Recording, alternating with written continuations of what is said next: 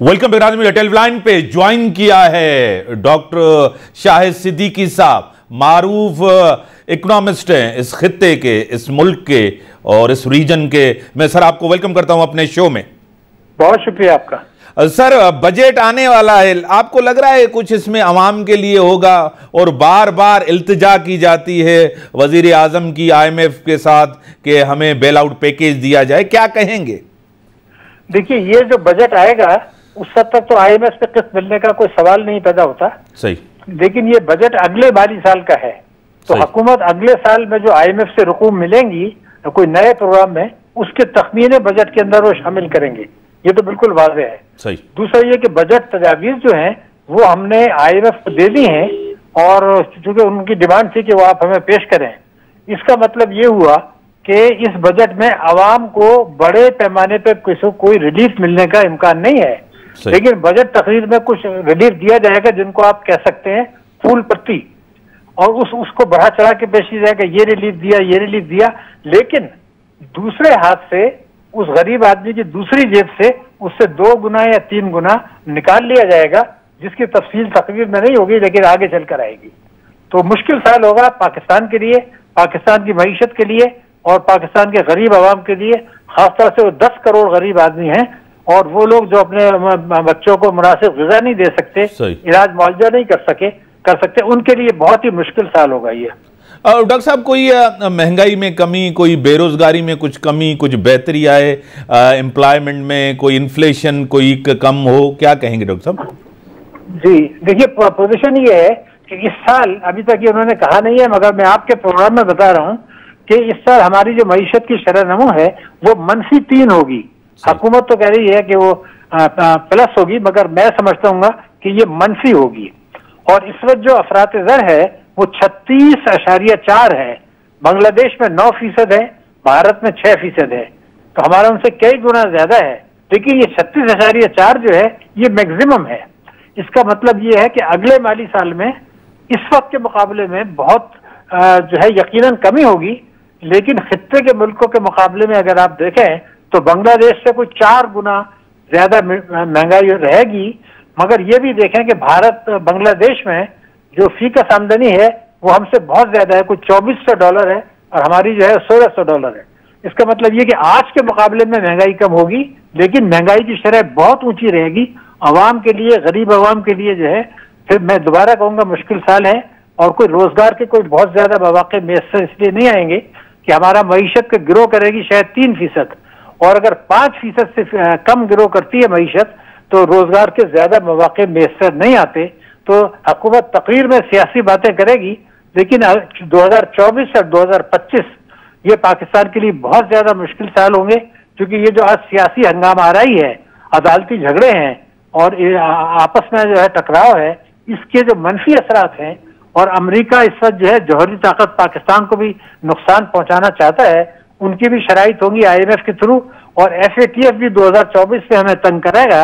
मैं इसलिए कह रहा हूँ तंग करेगा कि हुकूमत ने ये कह दिया है, स्टेट बैंक ने, कि जी हुंडी हवाले का कारोबार बढ़ा है, और इम्पोर्टर्स ने भी कहा है कि जी उन्होंने पैसा का इंतजाम किया हुंडी से, तो यही तो मनी लॉन्ड्रिंग है। इसका मतलब ये हमने अपनी गर्दन फंसा दी है, और 2024 में मुझे खदशा ये है IMF भी हमें तंग करेगा, अमेरिका भी करेगा और FATF भी करेगा, वाहिद दोस्त आपका चीन रह जाएगा।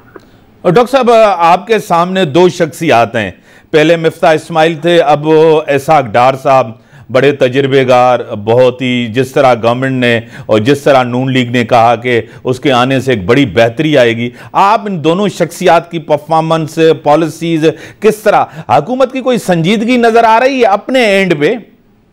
अब आपने बड़ा अहम सवाल कर दिया। मेरे ख्याल से इस वक्त जो शहबाज शरीफ की हुकूमत है, उनकी पूरी कोशिश ये है कि किसी तरह से हम इम्पोर्ट्स कम करके और जो है तिजारती खसारा कम करके डिफॉल्ट से बच जाएं, जिसमें उन्होंने कामयाबी हासिल कर ली चीन की मदद से, सऊदी अरब की मदद से। लेकिन हुकूमत ने कोई संजीदा कोशिश नहीं की कि पाकिस्तान की मईशत में बेहतरी लाई जाए, कोई रोजगार के मौके फराहम किए जाए, महंगाई कम की जाए। उसकी सिरे से कोई संजीदा कोशिश नहीं की, सिर्फ रहा इल्जाम तराशियां एक दूसरे के ऊपर और मुल्क को डिफॉल्ट से बचाना, जिसमें बहरहाल शहबाज हुकूमत ने कामयाबी हासिल की है। हालांकि अदालती झगड़े और इमरान खान साहब ने जो भी हरकतें की हैं उसकी वजह से हालात बहुत खराब हुए, लेकिन और हमारी साख भी खराब हुई, लेकिन मईशत बेहतरी में शहबाज शरीफ की हुकूमत मुकम्मल नाकाम थी। अब आपने बात की मिफ्ता इस्माइल की, तो मिफ्ता इस्माइल ने जो बजट पेश किया था उसमें ये कहा था कि महंगाई 11.5% होगी, अब तो ये 36% आ गई। तो उन्होंने जो बजट की फिगर्स थी वो बिल्कुल अहमकाना थी। और जो अपने हमारे डार साहब हैं, ये हुंडी हवाला रोकने में, महंगाई कम करने में मुकम्मल तौर पर नाकाम रहे हैं। उसकी वजह ये थी कि तरजीहात ये थी नहीं थी कि मईशत बेहतर बनाना है, बल्कि तरजीहात ये थी कि अपोजिशन को गिराना है और सियासी झगड़े जो है वो निमटना है और डिफॉल्ट से बचना है। इसलिए मईशत की तरफ तवज्जो नहीं रही और 2024-25 में मुझे बेहतरी खुदा न खास्ता नजर नहीं आ रही।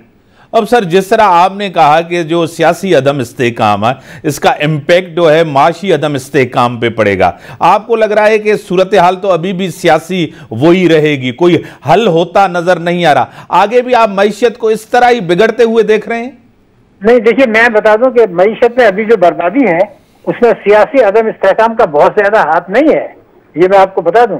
इसलिए कि जब ये सियासी अदम इस्तेकाम नहीं था ये और हालात बेहतर थे, जब कौन सी आपकी मईशत बेहतर थी? तो मईशत तो तबाह हो ही रही थी। इमरान ने जिस वक्त मुआहदा तोड़ा था उससे पहले तो आपको पता है ना कि अपोजिशन थी नहीं पाकिस्तान में, तो उनकी कारकर्दगी बिल्कुल मायूस कुन थी। तो सियासी अफरा तफरी से और अदालती झगड़ों से मईशत की तबाही का अमल तेज हुआ है, लेकिन जो तबाही है वो इस वजह से आई है कि एक तो हमारी जो हुकूमतें हैं, मौजूदा हुकूमत, साबका हुकूमतें, वो ताकतवर तबकों को मराद देती हैं, गरीब के ऊपर बोझ डालती हैं। फिर IMF की शराइत आ गई, फिर अमेरिका के सख्त आ गई, नीयत खराब थी, फिर अदालती झगड़े, उनसे मईशत में तबाही का अमल तेज हुआ। असल तबाही जो है वो इसलिए है कि हम ताकतवर तबकों को नवाजते हैं, उनको मराद देते हैं, आवाम को कुचलते हैं। ये फौजी हुकूमत ने भी किया, इमरान ने भी किया, पीपल्स पार्टी ने भी किया और मौजूदा हुकूमत PMLN भी कर रही है। अगर पाकिस्तान का मीडिया पे बड़ी जिम्मेदारी है कि वो अवाम को ये बताने में नाकाम रहे हैं कि हुकूमत जिम्मेदार है पाकिस्तान की मुश्किलात का, मौजूदा हुकूमतें और पिछली तमाम हुकूमतें। सियासी अदम इस्तेकाम को आप कह सकते हैं कि सोने पे सुहागा, असल वजह नहीं है। सही, बड़ी मेहरबानी डॉक्टर साहब, आपने टाइम दिया। नाज़रीन, इन्हें संग इजाज़त, अल्लाह हाफिज़।